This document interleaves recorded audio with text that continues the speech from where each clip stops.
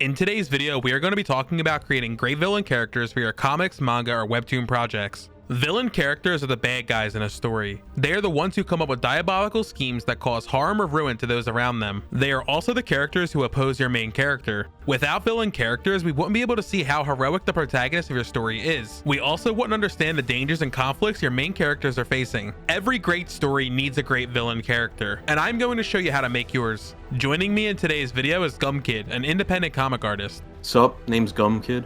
I am the creator of the webtoon School for the Sinners on Webtoons and Tapas. If you want to support me, I'm on Instagram, Twitter, YouTube, @Gumkid. A villain can be described as a character in a story who constitutes an important evil agency in the plot. They are corrupt, degenerate, nefarious, and vicious antagonists who will do whatever it takes to reach their goals. Villains are defined by their evil activities, but to be honest, the way I would define it is people that oppose the protagonist in any way possible. Think of characters like Vicious from Cowboy Bebop, Muzan from Demon Slayer, and Don Quixote Doflamingo from One Piece.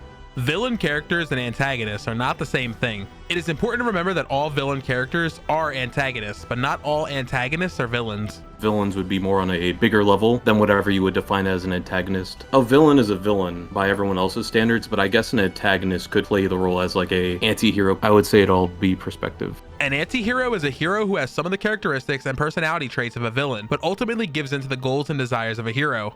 There are four main types of antagonists: villains, conflict creators, inanimate forces, and internal conflict.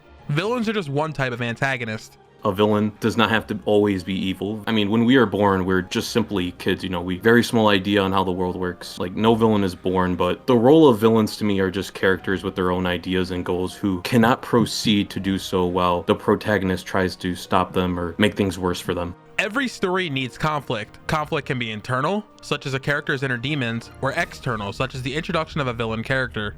Villains add tension and dimension to a story. Their goals and motives are as important as the forces that drive the heroes to challenge their opponents. Always remember that a villain character is the hero of his or her own story. If they stand in your protagonist's way, it is because they are preventing them from accomplishing their goals.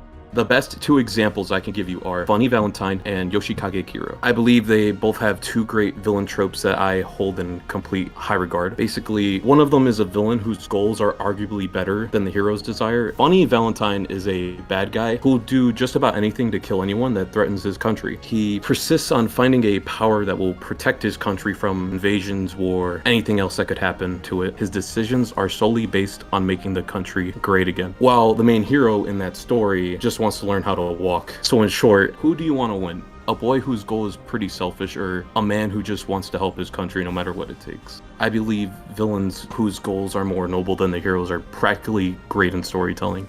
As for Yoshikage Kira, I also adore villains who are not villains at all. Kira loves hands. He does not want to take over the world. He does not have any evil plans in mind. He only does evil things when he is in a situation where he has to. So if you're a kid that knew his dirty little secret, well, of course you're gonna die. All he wants in life is to be quiet and normal as possible. I like these two tropes where villains doing something for the greater good or just minding their own business, other than the classic dynamics of taking over the world because they have to. Griffith is also a good example, He starts out as a good guy, a protagonist if you want, travels along with Guts, and eventually, it starts to deteriorate his mindset, And then you got the most infamous scene in Berserk where, it's the eclipse. That's when everything just changes, He sacrifices all of his friends just for a taste of that power, just to be prince. That's kind of what I want to talk about later on in this discussion, that heroes and villains, there's no barrier between them. It's just one wrong move can really f everything up.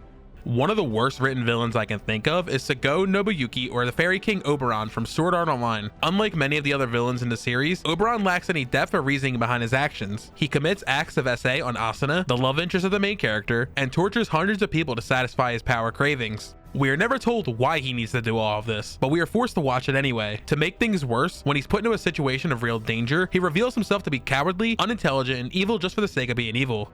Poorly written villains to me come in all shapes and sizes. They all have one thing in common: They lack a motive, a reasoning, and a purpose. And in another example, I'm going to be using JoJo again. Cars from JoJo, and maybe Dio from JoJo 2. Part 2 and Part 1, basically. One of them desires to be the ultimate life form. For what purpose? We never know. One of them wants to be immortal. One of them wants to be the most powerful being in the world, you know. It brings me to that very point of villains with no purpose. It's just, I want to take over the world and rule it, or I want to destroy the world because, you know, the writer told me to. I mean, in a sense, I feel like that would work for comedy genres. No proper structure, and if they do have a proper structure, it either doesn't make sense enough to the audience for them just to behave the way they are. In some instances, a villain character may become a good guy. Characters like Vegeta from Dragon Ball, Hiei from Yu Yu Hakusho, and Gaara from Naruto are famous examples of this. Like we said earlier, villains believe that what they are doing is right. They are the heroes of their own story. These main characters generally have good intentions but are unable to find a morally correct solution. A villain character may have a change of heart if the protagonist is able to convince them that there is another way to achieve their goals. I kind of cringe at it. Like, whenever I see Dragon Ball Z, I just think, damn, is this dude gonna be a sidekick? I don't know, I kind of dislike it because at some point these people had their own goals and dreams. They had their own idea of destroying the universe, and then next thing you know, this guy kicks their ass and they're like, you know what, I'm gonna join you. It doesn't make sense to me. Here are 3 ways to justify a villain character becoming a hero. Introduce a greater threat that requires the villain to work with the protagonist. Create a situation where working with the protagonist will benefit the villain. And have your villain come to a realization that their side is wrong. While this plot trope can be controversial to your audience, it is an interesting route to think about when planning out your villain's character arc.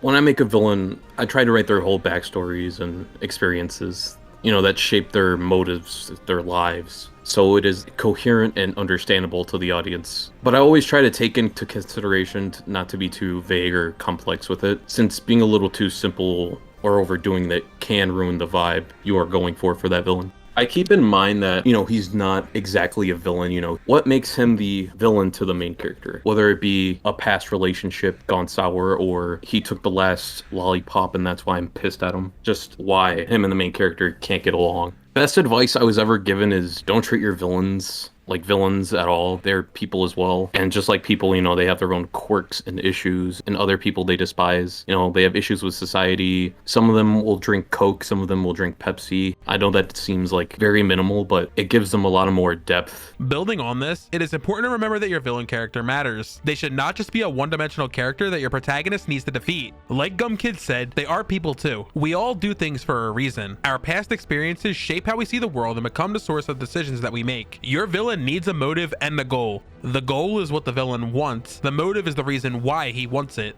Without a motive, there is no conflict, and without a conflict, there is no story. I also believe villains should complement your stories, you know, their themes, either going against the theme or taking it to a whole nother level. In Death Note, the whole main theme is that justice, it will prevail. Both protagonists and antagonists have their own ideas of justice, and eventually one of them will prevail. And obviously it's, you know, the right side of justice.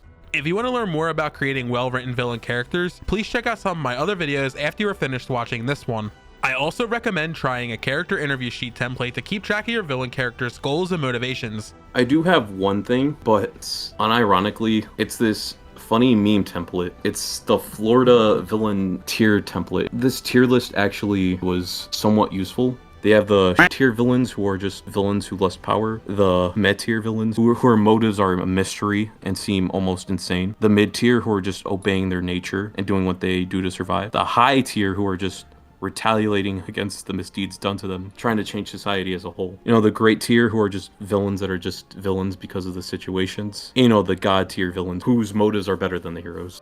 I say the biggest takeaway is give your villains some depth and feeling to them. They don't have to be, you know, the best, but they should at least make sense. Villains can be good people. L was the main antagonist of Death Note, but obviously he was doing the right thing. Light was the true killing everyone. Anti-heroes create a whole dilemma to this concept, which is why I say this to you all. Villains and heroes are just the same. It depends on the perspective of your main character. That's all it really is. It's all perspective. Hopefully you were able to get some value out of this video. If you did, make sure to like this video and subscribe to my YouTube channel if you haven't already. Drop a comment down below telling us about your favorite anime villain. I'm always on Instagram. I'm always on Twitter. I'm on Webtoon, Twitch, DeviantArt, YouTube, even Artful. I'm everywhere. I'm at GumKid. Like, subscribe, share, do everything you want. Subscribe to this little son of a, you know, he's pretty cool. Follow his little videos, and I guarantee you'll make it very far in the industry. Honestly, it has taken me this long to finally like and subscribe. As always, keep creating, everyone. I will see you all in the next one.